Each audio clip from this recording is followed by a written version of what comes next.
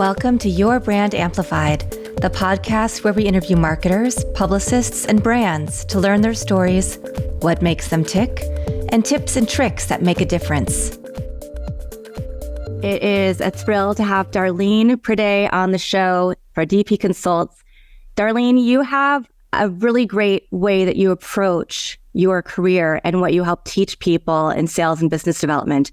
And it's something on the PR side I'm always interested in talking about as well, is making sure you're being really authentic. Because I think so much of the time we see all these messages, how to sell, how to market yourself. And it's this formula that might not be authentic for everybody. So I'm really excited to dive in and talk about this with you today. So thank you for being here.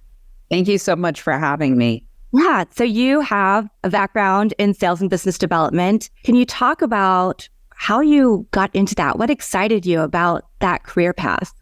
Sure. And it's funny because I don't know a lot of people that just set out to be in sales, right? Like, it's tough. It's rewarding. It's everything. But I went to college for fashion marketing and I was in the fashion industry for several years. But I started in retail when I was like 17, going through, high school. And so I always had a retail. So that's part of where the selling came in. And really, my philosophy was helping people. So I loved to be able to help people find what they need or make somebody feel like they look good and that type of thing. After college, I was a buyer, product developer, all of the importer, just everything. But in looking back, knowing what I know now, sales was always that thread that no matter what position I had, no matter what industry I was in, it was always about sales. Very nice. Yeah. So you were in fashion, which I think everybody loves, but nobody knows all the intricacies of everything, behind the scenes and what you did. And then what took you to your next phase? What took you out of fashion? Yeah, so I had a long career in fashion and I loved it. I was hair accessories. I know you said that your audience is multi-generational. And what I did early on, and this was, I'm dating myself. It was 100 years ago, pre-internet, is I found a company that I really loved and that I wanted to work for. And I just took any position that was open because I wanted to work for that company. So that was Harvey Bernard back in the day. And I started as an administrative assistant, which I had no business doing because that is not my gifting.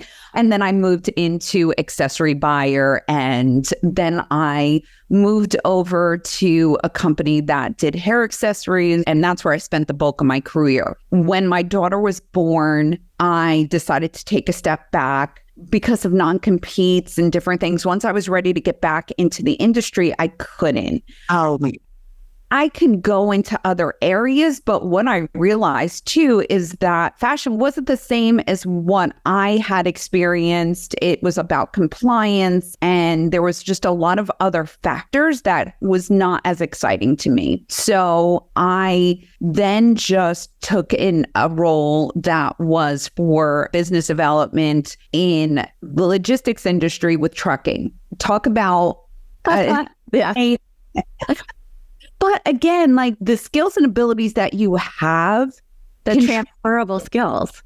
Once you have those soft skills, you can do anything. And I think I'm probably a little delusional where it's not my confidence, but like my mind looks at things, challenges like, how hard could it be? Right? Ooh, like, that's awesome. Which has got me into trouble at times. So, it's also that grit that makes you successful in whatever you do. And I love kind of just learning new things and getting my hands around it. So I was in logistics for several years. And then a friend of mine was in the virtual staffing arena. And she was like, I think you would be really good at this. And when I got that position, I just loved it because my focus was really coaching versus selling.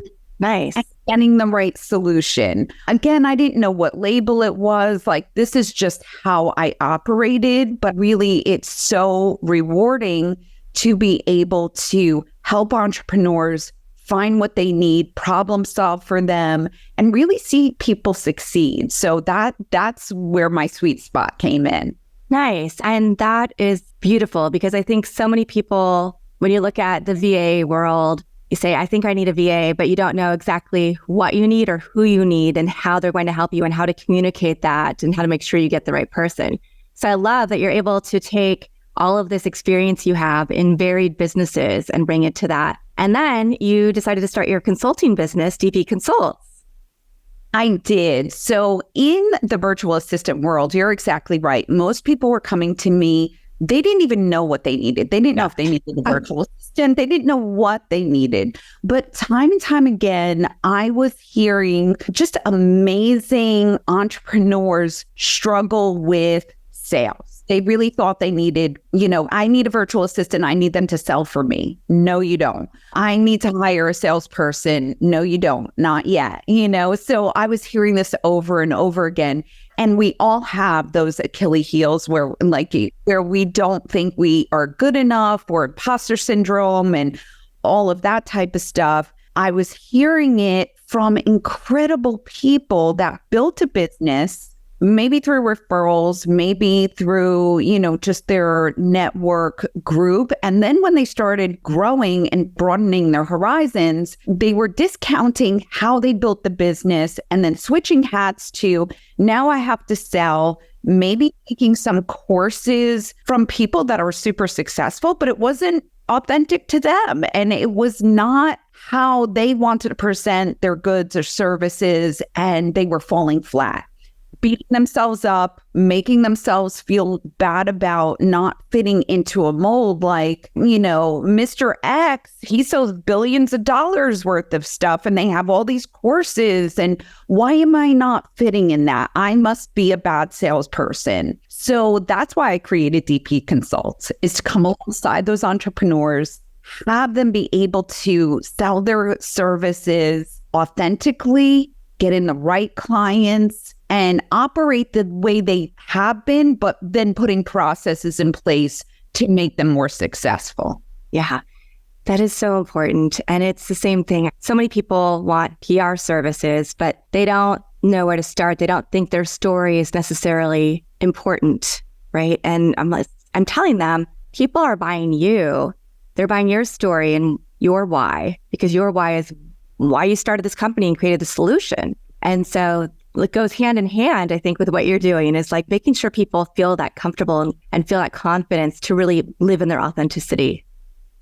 1000%. And sometimes it just takes someone coming alongside of them and saying, no, you're on target. Our instincts as entrepreneurs are usually very spot on. I always learn. I can learn from everybody. And I think being an ongoing learner is so important, but also, if I hear something, I may take away 10% of what someone is telling me and the other doesn't apply. So really knowing what is authentic to you and an extension of you is super important. And that's why I can't package what I do into these 5 steps will help you.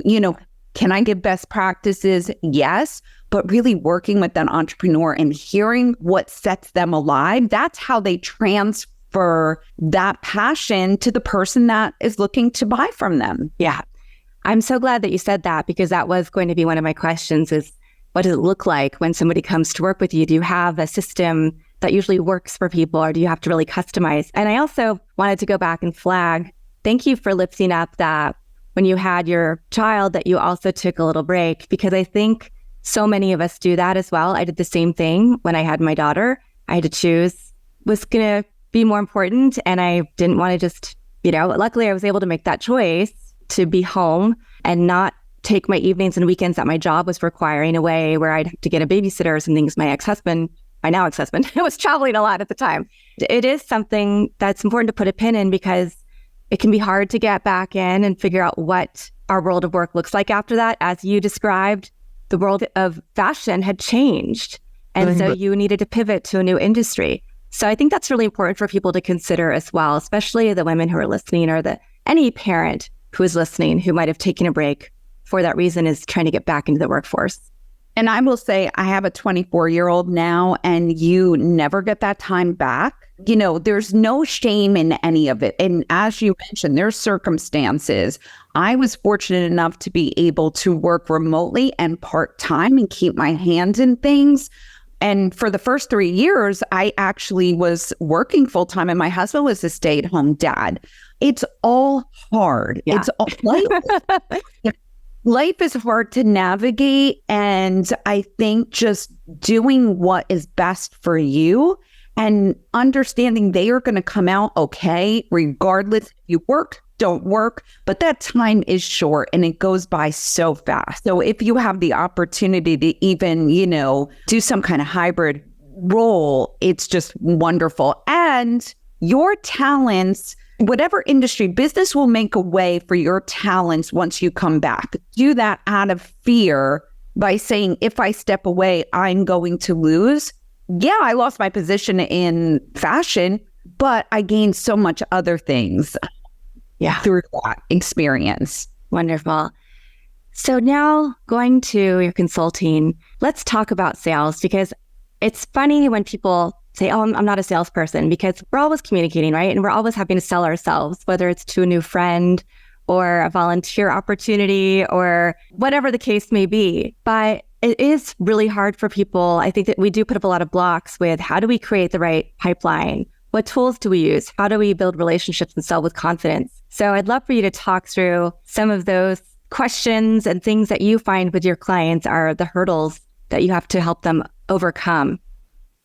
So first and foremost, we're all so close to our business, and it's very difficult to identify gaps and blind spots when you're in a vacuum.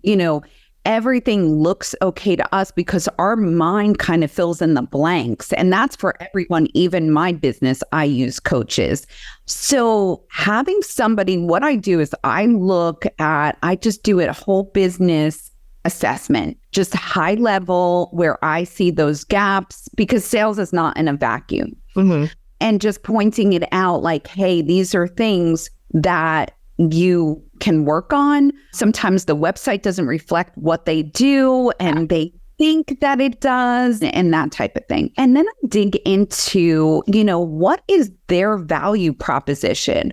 Why would somebody want to work with them? A lot of times they can articulate it. A lot of times they can't. And it's just a matter of switching seats when they're sharing what they do and what they're passionate about. Like I said, they light up. It's wonderful. And then they're like, okay, now I have to sell. And they become this dry, getting out all the facts, not actively listening. Or the worst thing is like using a sales script where you just sound like, AI can do a better job. So I really work through all of those different areas. A lot of people don't even niche down to who their perfect target market is. And again, I want to just stress a lot of this is out of fear. And once you kind of pull the curtain away, there's no foundation to it. Because again, I'm working with incredible people, but they have a fear I might miss out on somebody if I don't have this broad net. Or maybe if I don't get all of this information in the first call, I'm not going to be able to get them on the hook, that type of thing. So I really help them identify who's their perfect avatar. What I tell them is treat the sales call as the win of the sales call is that you built a relationship and established trust, first and foremost, whether they buy from you or not. Buying from you is not the win. Establishing the relationship is. So that takes the pressure off of having to get everything into the call and sign on the dotted line. That causes you sometimes to bring in the wrong people. There's times, rarely, even with the virtual assistant, even if they're anxious and they're like, okay, I'm ready to go, like read through the information. Let's just make sure I'm happy to answer any questions. You want your buyer to understand what the value is and how they can work with you. Because the worst thing to do is to bring on somebody who's just over enthusiastic, not to be able to give them what they need and then not have a satisfied client. So I help them develop the right discovery questions. treating the sales call as a discovery call. You're understanding what they need and they are understanding how you can serve them. And I have always been a big proponent of, if I'm not the right solution, let me pass you off to someone who is. Oh, nice. Yeah. That's so important. It's so important. Like, I mean, obviously that establishes trust. I never did that because I'm like methodically like, oh, I'm going to establish trust and maybe they're going to buy from me. I just like to help people. Yeah. But it really has just served me so well, because if somebody is not the right client for me and you're saying you're not the right client, we can't serve you well, but here's somebody who can, they will remember that. They will give you referrals. They may come back to you when the time is right. Absolutely. And we all serve different people. You have to feel like this is the right fit for both of you. And I love it when I can refer somebody to somebody else because I know that they're a better fit than I am at that moment in time. Because it actually helps establish a relationship. And at the end of the day, we all need to help each other. There's enough people out there who can do the right thing or who can partner with you in the right way. So I have so many prospects that I've spoken to that will reach out to me. And it's so funny because they just think I know everything, right? Like, so they'll be like, oh, I need this. And I'm so excited. The more obscure, the better. If I can connect them with somebody in my network, it's like a personal like challenge. Yes, I do know someone. It's really just gratifying. Yeah. Fantastic. So you talked about using the first sales call as a discovery call and really establishing the relationship as a win. What are some other things that you see that people do when they're starting the sales process that you would recommend against or pivot them in a different direction? And then I love also to hear, because I know this is one of the prompts that you sometimes talk about, is what are some daily practices that we can all do to improve sales? Because even if I'm a publicist, I still have to sell. I have to sell to clients. I'm selling when I'm out there talking about my own brand, because hopefully that's attracting people to want to work with me. So I guess that's two very different questions. But we can start with, what are the things that people should not do or should reconsider doing first? Yeah, so I see that people, as I mentioned, like follow a sales script or are so bent on getting all the information out at once and like just acting out of fear that they're not going to get them on the call again. Or the number one pet peeve I have is that people don't follow up. They get a no and they're like, oh, well, they said no. Or I don't know what I'm doing wrong. I got 3 no's. No can mean it's not the right service. No can mean that it's just not right now.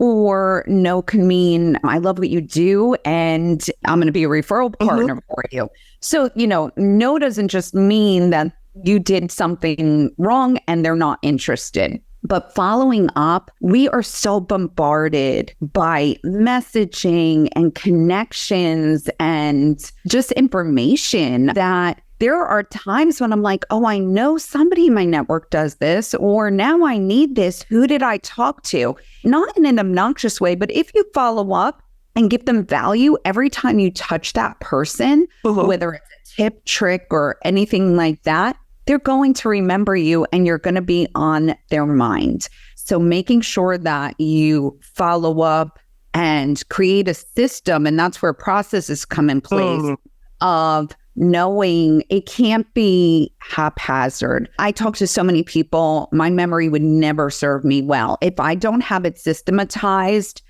I would never remember to reach out to certain people. And I make a lot of notes, like not just what did we talk about, but if they are like, oh, I'm bringing my kid to college, I have to reach back to me in September. Well, again, that's creating that relationship. How did you do dropping your child off? Or how were the first couple of weeks going? Really being intentional about sharing what you do, but also building that relationship. And that just, unfortunately, with our busy lives, that has to be systematized. Are you ready to take your brand to new heights? Join the Brand Amplifier for Entrepreneurs program. Learn how to build, elevate, and amplify your brand with a comprehensive 10-module course. Learn more about it and other ways to implement our strategies at fullcapacitymarketing.com Click on EFCM Learning Hub for more information. Can't wait to help you amplify your brand.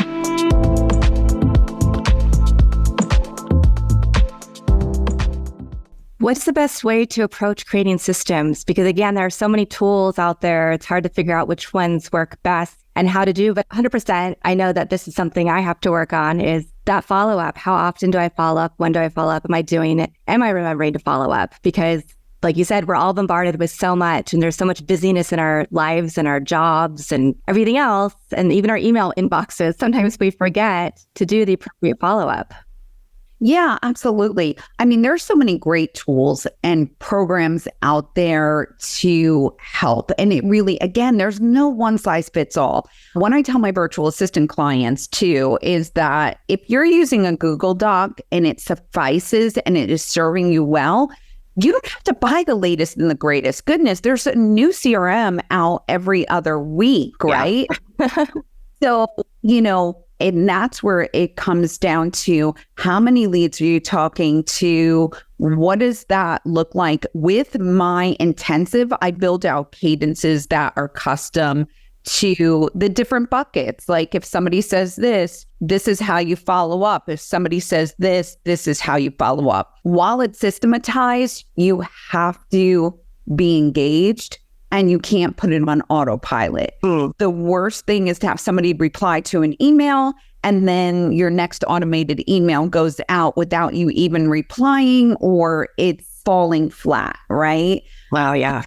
We've all done it at times just because, I know I've done it and not often, but it happens. And then giving yourself grace. I just had a client that she sent out a blanket email about a new offering and it was a little cheesy, a little salesy, and really not authentic to who she was. And she was like, Darleen, I messed up. So I was like, well, let's just look at it, own it, call them. Be like, you know what? Like, I don't know why I thought this was a good idea, but I really want you in my mastermind. And I know it came across as just a generic, but it was not my intent.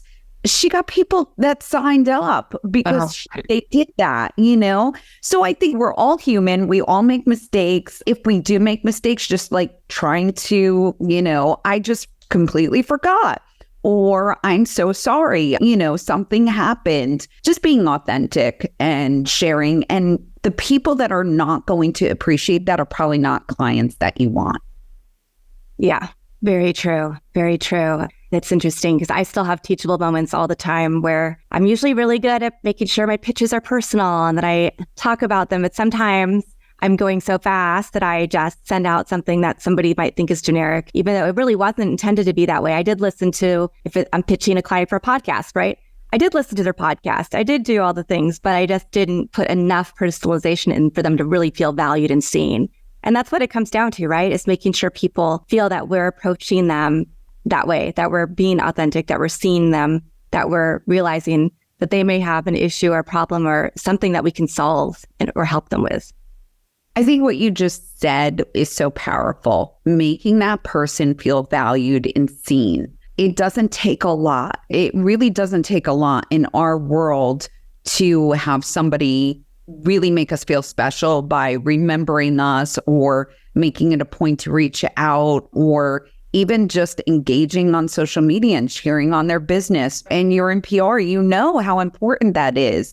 So really supporting the people, but not out of, if I support them, they will buy from me. Yeah. It has to be because otherwise it falls flat. Yeah. So when I'm thinking about my schedule, there are things that I do on a daily basis and that I try to carve time out for. And I know that you have some daily practice recommendations, perhaps, for ways that we can all get better and improve our sales by using these. Can you share some of those techniques with us? Yeah, so I am a podcast junkie. I listen to so many different podcasts, and I think it's very helpful because you hear other people's experiences, you hear other people's pain points, and not just for sales. Like, I listen to everything. Like, I'm fascinated by everything. So ton of different podcasts, and not everything applies, but don't be swayed, right? You can't just be swayed by everything you hear because everybody will say they have the newest and the best. And then I also have a CRM that I go through and make sure like who needs to be contacted. A lot of times too, I have everything on my calendar of who I speak to. And sometimes I go through the calendar too, because it is possible for me to miss something when I am, maybe I sent them information after the call, but I didn't put in a follow-up cadence. So I go through my calendar a lot just to refresh my memory. And again, making a lot of notes. So if I'm going to reach out to you, I would put notes on what we spoke about, where your pain points are, and something personal. Yeah. She's talking to her team. She's, going on vacation and she wants to revisit it fourth quarter, those types of things, because then that triggers my memory. Yeah. Those are all really great. I have my little Google sheet that I go through. Okay, am I doing this? I do use like Asana and Slack and some of those tools also to see where am I on this project, or do I need to follow up with this person? But it can also be easy to forget and to get into what's immediate, what's in the inbox right now that needs to be solved, like what deadline is right in front of me, and forget to go back and do that. And I love the fact that you say you go back to your calendar and you look at that, you can refresh your memory. And podcasts, I also listen to a wide variety of podcasts. Some of them are for personal, some of them are for clients, and some of them are just to see what else people are talking about in the industry, because you can have them on while you're doing other work as well. Yes. And I'm on LinkedIn a lot. I love LinkedIn. And I learn a lot from reading other people's content. And as you mentioned, like seeing what trends are out there or what's going on. And I love learning something new, or, I always keep a list I call it my rabbit holes. Like if I'm talking they mention something that I don't know, I'm like, oh, wait, I gotta go look that up, and then I'll investigate it. But I think it just helps round us out and gives us more value to who we're speaking with as well. 100%. Now, what are some ways that you've seen the networking landscape change? I know for me, obviously we're in a virtual world now, so that has changed a lot of things. And then podcasting has really opened up my network. But what are some other ways that you've seen the world change for how people connect with their ideal potential customer and consumer? Yeah. So just in the past couple of years, I've worked virtually for many years, but in the past few years, it was like now the whole world kind of opened up. So networking groups are great. I'm part of a mastermind, which I think is so valuable to really have other people that are like-minded, kind of sharpening. Iron sharpens iron, right? Networking, there's so many different virtual networking groups out there. Some are free, some are paid, virtual coffees. I connect with people that I find interesting and offer them a virtual coffee, not for the premise of pitch and ditch, right? Like, it's not like have a virtual coffee with me and really it's just a sales call. Like, I hate that. I think like I would rather have somebody say, hey, I have a new app or a new product. Do you want to take a look at it? Versus let's have a virtual coffee and then turn the whole thing into a pitch. But I've met the most incredible people. And I love the fact that I could talk to people in England, in Ireland, in India. It doesn't make a difference. And it's like, I love how the world is getting smaller, and also see that regardless of where people are, their fears, their strengths, their ideas, like we have a lot more in common than what is different between us. Absolutely. Yeah, that is important. And it is one of the other beauties of the world becoming more virtual. Is I love it when I'm talking to somebody and then find out I thought they were in San Francisco, but they're actually in France right now. Yes, exactly. And it also it just takes down a lot of those barriers. And I also love to formulate strategic partnerships. People that my clients may need and their clients may need me, and really understanding, because then you're building up your network. You have other people selling for you in essence, Exactly. right? Like they're like, oh, you have to, talk to Darleen because she can help you with this, or vice versa. So it's good to build your network in an intentional way and make sure that you're not just pitching, but you're helping other people too, and making introductions for them. And then they'll reciprocate and do that for you. You talked a little bit about using, and I'm going to go back to using that first call as a discovery call. And then you also talked about no doesn't mean no forever. It could mean no, but I have referrals for you. No right now. It could mean no, right? But what are some ways that people can overcome sales objections when they think that they're hearing that hard no or a maybe, but then they're not sure exactly how to follow up and how to overcome any objections that they heard in those initial calls? Sure. So part of my strategic overview is I ask my client, like, what are things that you're hearing, right? How to ask those open-ended questions. It's easy to say, I don't have the budget for it, and like just move on. But people make room in their budget when they feel like something is going to really help them. I know this might not be popular, but like, know when it is, when you're not the right option for the person. And I will be the first person to say, you know what? You don't need me right now. You need to put these things in place first. And that's why I say empathetic selling, right? Is really understand, like, you want this person to succeed. You want this person to be helped. So I'm very passionate about what I can bring to the table. So I think that helps overcoming objections, because they see my authenticity and they see that I'm passionate about helping them. So that can be for, again, any industry or anything like that. With the virtual assistant world, people are like, well, what about the competition? And, there's always going to be competition, but I stay in my lane. You have to know about what's out there and you have to be aware. But even with my business, when I started it, I have many, many years of doing market research and all of that. I didn't do that. I didn't do that for a reason. In my heart, I knew what I wanted to bring to the table. Yeah. And I felt like I would be swayed if I started looking at others and being like, oh, maybe I'm not offering enough, or maybe I should include this. So I was very purposeful on what I wanted to create, and it's not for everybody, and that's fine. What does it look like to work with you?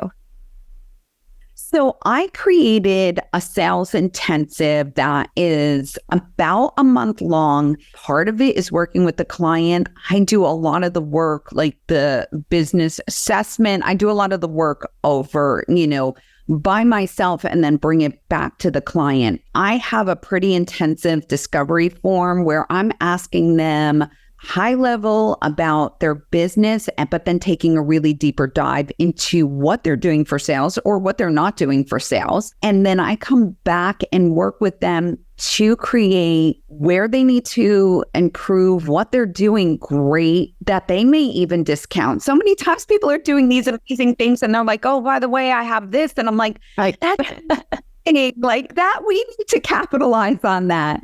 And then I help them, like I create a discovery form for them.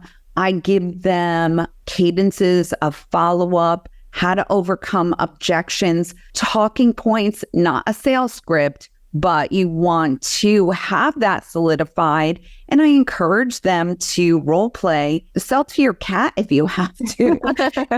The more you do it, the more natural it is going to sound. Talk to people in your friend group that have no idea what you do. Like, I have a running joke with my best friend. She was like, what do you do? Like, and I keep explaining it. And she's like, okay. And I'm like, you have no idea. And she said, no, not really, So, clarify your message. I also give them some, how to have strategic partnerships, referrals, capitalize on the people that you've served well. people want to be your evangelists. We've all had amazing transformations in our business because of someone. And I'm always the first person to be like selling them to others, right? So make sure you're on top of people's mind, that if they are, get reviews, get testimonials, all of those different things in place. But what I do is I empower that person to be able to go forward and sell their own services, just what they had been doing, but they somehow got a mind block because they now think they're selling. But then interesting enough, because I created it where, again, I'm working full time with a virtual assistant company, and I created it where it is manageable for me. But then I had some incredible people being like, I want to work with you. But I'm like, you don't need me. Oh. But what they did need me, but not in how I packaged it. So I've been doing like these brainstorming sessions with these incredible people that have all the different moving pieces. And one of the gifts I have is that if I think I'm helping you, I will give you honest feedback. Well, and what I've heard from the past 2 clients that I work with is nobody gives me honest feedback. Really? Wow. Because they think, oh, they're doing great, and everybody needs feedback, right? And they are doing great and they are amazing. But me just pointing out everything they're doing right is not going to move the needle to where those gaps are, where they could be even better. Mm-hmm. Makes a lot of sense. Yeah. Wow. I feel like I've learned a lot about sales and things that I need to incorporate even in my own process day to day, whether I'm actively selling or not, right? So when I think we're always selling, right? We're always selling. Again, authentically, it's just because we're passionate about what we do. And the easiest way for people to find you and get more information is to go to your website. Or I'm really big on LinkedIn. If anybody wants to connect, again, even if you're not interested in my services, I love broadening my network. Just don't pitch and ditch with me. I'll have a virtual coffee with you, but yeah, but LinkedIn is a great way to connect with me, or on my website, there's a form to fill out and I'm happy to connect with anyone. Fantastic. And do you have any last minute thoughts that you want to leave with us, Darleen? I would say, trust your gut. A lot of people instinctively know what is right. They may need help getting over those hurdles, but if it doesn't sit right for you, chances are it's not right. Whatever the approach is or the program is just trust your gut. Thank you. And then, do you have a favorite quote or mantra, family motto, any words that you live by? I always say, just take the next right step. Many years of my life, I always wanted to have those goals and figure out. But what I have found, and that's the beauty of aging, is that if you just take the next right step, chances are that the following step will open up for you. You may not see 3 steps down the road, but just take the next right one. Perfect.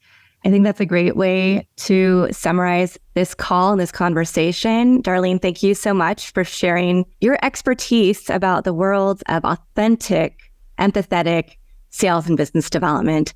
I will put all of your information in the show notes for our listeners. And thank you to the listeners for coming back for another amazing expert on Your Brand Amplified. I'm Annika Jackson, and I'll be back again in a few days with more talented people for you to learn from. Want more? Check out amplifywithannika.com or follow me on socials at amplifywithannika.